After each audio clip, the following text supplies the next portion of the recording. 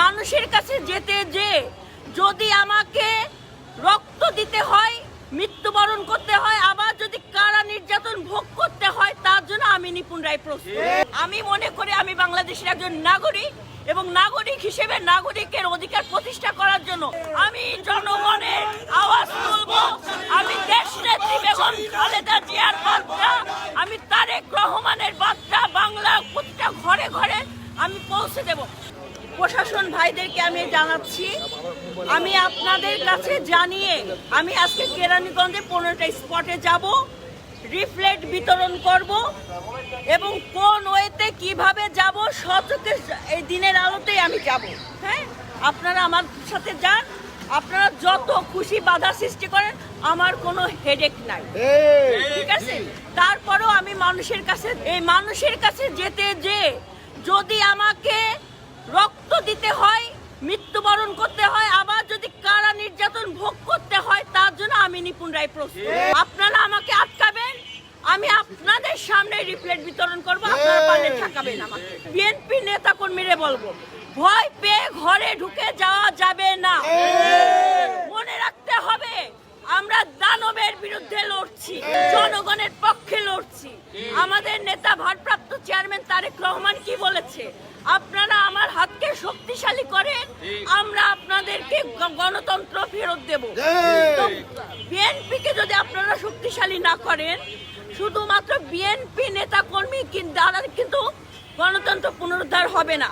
কারণ এই সরকার প্রশাসনকে ব্যবহার করছে, রাষ্ট্রযন্ত্রকে ব্যবহার করছে, আইন বিভাগকে ব্যবহার করছে। এই সরকার, বর্তমান সরকার সকল আমলাতন্ত্রকে ব্যবহার করছে এবং এই দানবের বিরুদ্ধে লড়তে হলে সাধারণ জনগণকে সচেতন হতে হবে। আজকে সংখ্যালঘুদের উপর নির্যাতন করা হচ্ছে, হিন্দু সম্প্রদায়ের উপর নির্যাতন করা হচ্ছে। কেন করা হচ্ছে, কারা করছে, কই সরকার কেন নির্বিকার হয়ে চুপ করে বসে আছে?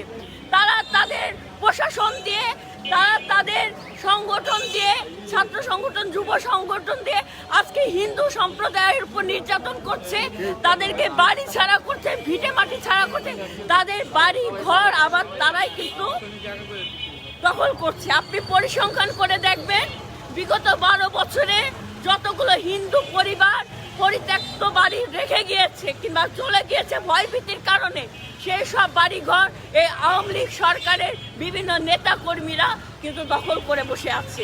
ম্যাক্সিমাম 80% তারা দখল করে বসে আছে। আমরা বারবার বলছি যে আপনারা সুষ্ঠু তদন্ত করেন। বাংলাদেশের স্বাধীনতার ঘোষক শহীদ প্রেসিডেন্ট জিয়াউর রহমান, দেশনেত্রী বেগম খালেদা জিয়ার সন্তান বাংলাদেশের মাটিতে থাকতে পারে না। এটা সবচেয়ে বড় লজ্জাস্কর। আমরা অপমানিত হই। আমরা বাংলা, এই দেশটাকে স্বাধীন করেছে কে? শহীদ প্রেসিডেন্ট জিয়াউর রহমানের ডাকে, স্বাধীনতার ঘোষণার ডাকে মুক্তিকামী জনতা তখন দেশ যুদ্ধে ঝাঁপিয়ে পড়েছিল। আজকে সেই রাষ্ট্রপতি সন্তান দেশের মাটিতে থাকতে পারবে না, তাকে নিয়ে ষড়যন্ত্র করা হবে, মিথ্যা প্রপাগান্ডা ছড়ানো হবে, হাজার হাজার কোটি টাকা তার বিরুদ্ধে ব্যবহার করা হবে মিথ্যা কুৎসা রটনা করার জন্য। এই হলো আপনাদের গণতন্ত্র। আপনারা মুখে বলেন উন্নয়নের কথা, আর মানুষ খেতে পারে না, ক্ষুধার জ্বালায় মানুষ আজকে দিশেহারা, মানুষের আজকে নাবিশ্বাস উঠে গেছে, আর আপনারা গণতন্ত্রের ভুলে ছড়ান। আজকে সাধারণ শিশুরা কি মনে করে? আজকে সাধারণ শিশুরা মনে করে যে বর্তমান সরকার একটি অবৈধ সরকার। বিদেশ থেকে তাদের যাদের বাবা মা কিংবা আত্মীয় স্বজন বাইরে থাকে, তারা দেশে এখন টাকা পাঠাতে চায় না, কারণ তারা মনে করে দেশে টাকা পাঠালে এই রেমিটেন্সের টাকা যে ইন্টারেস্ট, এটা বর্তমান সরকারের এমপি মন্ত্রীরা তাদের পকেট ভরে নেবে। এটাই হচ্ছে বর্তমান বাস্তবতা। এই বাস্তবতা থেকে দেশটাকে রক্ষা করার জন্য শুধুমাত্র বিএনপির একার দায়িত্ব না, কয়েকটা দোকানে আমরা রিফ্লেক্ট বিতরণ করব। সেখানে কিন্তু আমাদের কোনো স্লোগানও যাচ্ছে না, জাস্ট আমরা দোকানে দোকানে একটা করে আমরা রিফ্লেক্ট দিতে যাচ্ছি। সেখানে কিভাবে, তার মানে কি সরকার চাচ্ছে তাদের কুকীর্তি, এখানে রাখেন, এখানে সাইড করে রাখেন, তাদের কুকীর্তি এবং তাদের কোনো কর্ম যেন মানুষ জানতে না পারে। তো আমরা তো ভাই এক ওয়েতে থাকবো না, এখানে গাড়ি থাকবে, আমি গাড়িতে উঠবো, গাড়ি এখানে থাকবে, গাড়ি এখানে সাইড করে আমি ওইখান থেকে উঠে যাব, আপনারা আবার আমার পথ প্রতিরোধ করবেন, আপনারা আবার আমার পথ প্রতিরোধ করবেন। আমরা ট্যাক্স দেই, দেওয়া সবকিছু করতে তবে থাকবে রাস্তায়। আবার তারা কথা বলে আমরা নাকি মিথ্যা কথা বলি।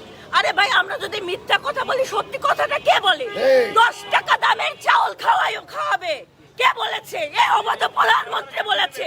তো মিথ্যাটা বলেছে কে? ঘরে ঘরে চাকরি দেবে কে বলেছে? বর্তমান প্রধানমন্ত্রী বলেছে। মিথ্যাটা বলেছে কে? ওরা সত্যি মিথ্যার বিচার করতে আসে আজকে আমার সামনে। আরে ভাই, এটা হাস্যকর। আপনারা নিজেরাই জানেন যে আপনারা যার চামচামি করতেছেন, যার তোষামতি করতেছেন, সে পুরো বাংলাদেশকে আজকে মিথ্যার ঝুলিতে আটকে রেখেছে। আজকে আপনারা ঘরে, আমার কিছু বলতে হবে না, আমি বলবো যে নিরপেক্ষভাবে সাধারণ মানুষের কাছে শোনেন তারা কেমন আছে। তারা খেতে পারে না, তাদের সংসার চলে না, তাদের অনেকে ক্ষুধার জ্বালায় আত্মহত্যা করে। যে দেশে ক্ষুধার জ্বালায় আত্মহত্যা করে, তারা আবার কিসের উন্নয়নের বলি ছাড়ে? তারা কোথায় উন্নয়নের বলি ছাড়ে? তো এই জিনিসগুলো তো আমরা বুঝতে